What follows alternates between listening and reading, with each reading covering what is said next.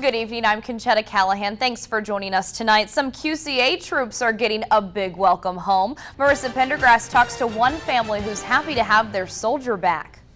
Conchetta, Iowa National Guard troops with the 133rd Infantry arrived in Dubuque this morning, then rode home to Clinton with the Patriot Guard. Now some families are reuniting for the first time in a while.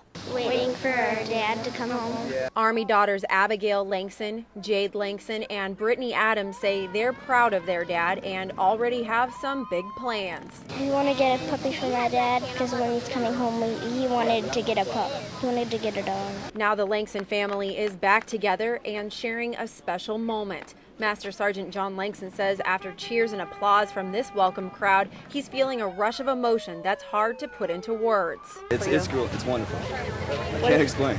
It's wonderful to see my family here, especially my daughters. Patty Rock says it's been hard to cope since her son-in-law left about a year ago. I haven't been able to sleep for about 4 or 5 nights.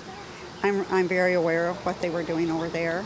And I know the dangers that they had. She says the internet helps them keep in touch, but when it comes to the stresses of everyday life, sometimes it's hard to feel a connection. You want to handle that stuff and you don't want them to know it. On the other hand, they kind of want to be a part of it. Langston plans to stay in the Army for another 6 years and then he'll retire. Marissa Pendergrass, 10 at 10 on CBS 4. More homecoming ceremonies are planned for Iowa National Guard soldiers. They've been held across the state since Thursday. Nearly 3,000 soldiers were sent to Afghanistan last year. It's the largest single deployment since World War II.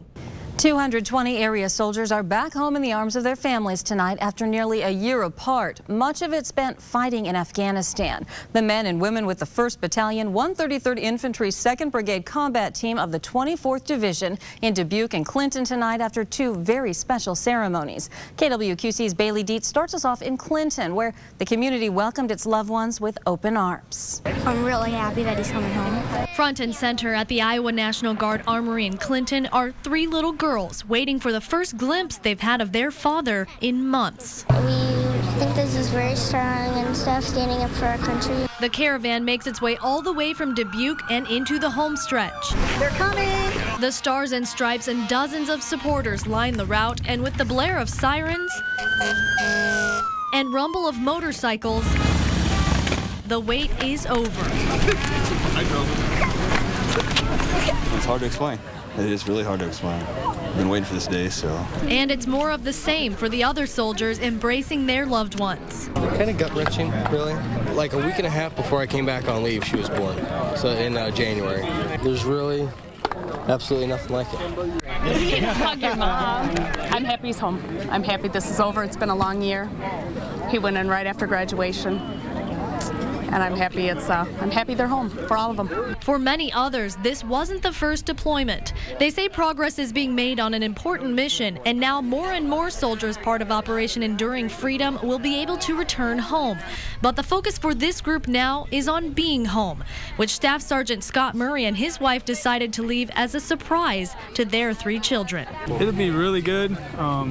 They don't know, so it'll probably be very emotional. Because it's part of the fun to surprise them, because if not, then they're days and weeks going, is it time yet? Is it time yet? Is it time? Thank you to the community for being out here to support us. Very proud to be his wife and to have him home.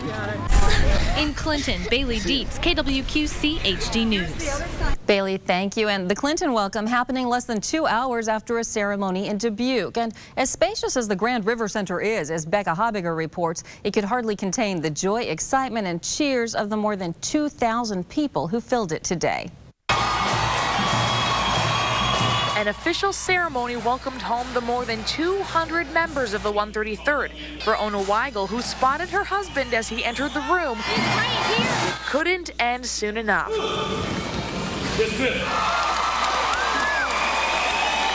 Sergeant Derek Weigel with Headquarters Company hasn't seen his wife since January. They've only been married a year and a half. Now the Weigels are looking forward to life at home. Going on a vacation and starting school.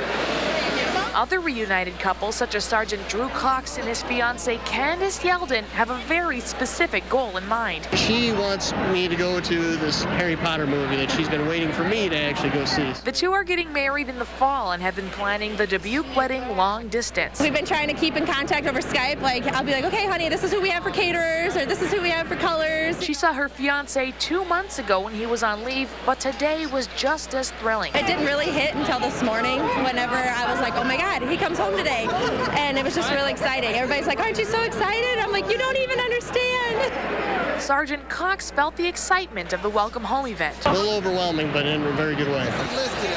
Dubuque is one of the places where the support just comes from everywhere. David Fish has 2 stepsons who came home today, though he says he saw them throughout the year. We were able to talk to them on Skype and Facebook and chat with them just about every day, so if it weren't for that, the media cycles, I tell you what, I think we'd all be basket cases.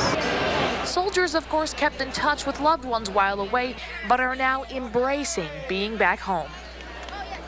And right before the ceremony, National Guard Corporal Adam Eilers was presented with the Purple Heart. The Garber soldier was injured in February by an improvised explosive device. Another Iowa soldier will be laid to rest tomorrow. 39-year-old Sergeant First Class Terrell Pasker of Cedar Rapids was killed in Afghanistan July 9th. His convoy was going through a routine checkpoint when an Afghan national security officer opened fire. Pasker was expected to return home within just a few weeks. Governor Terry Branstad has ordered all flags in the state to be flown at half-staff tomorrow in Pasker's honor. It was a very happy homecoming today for more than 200 Iowa soldiers home after serving for a year in Afghanistan. For these Iowa National Guard soldiers, there's no place like home. There's no words that can really describe it, honestly. Just awesome to be home. They represent companies A and D, 1st Battalion, 133rd Infantry, 2nd Brigade Combat Team, 34th Infantry Division. Hey, long time no see. How you doing? Mothers, daughters, fathers, even aunts and uncles all came together today in Dubuque and Clinton to welcome home their soldiers who've been in Afghanistan for a year. This is Scott Murray's 6th deployment. It's wonderful anymore, the support we get from our communities. It's just astounding. For many of the military spouses we talked to, there's nothing like the relief of knowing their significant other is back with them, safe and sound. We got to see him out on the buses, and he was sitting in one of the front rows, so he put his hand out and really excited. Staff Sergeant Douglas Walwer had a whole crew welcome him home. I don't want to let go. His daughter holding on to her father. I wanted to jump up and down. It's a great relief. This deployment wasn't as long as our last one, but it still was long. As for what's next, for some of these soldiers, spend some time with some family at first, then take some vacation time. Taking the bike to Colorado, just the 2 of us, without kids. more soldiers are expected to come home this week. Tomorrow and Tuesday, they will be returning to Cedar Falls and Coralville.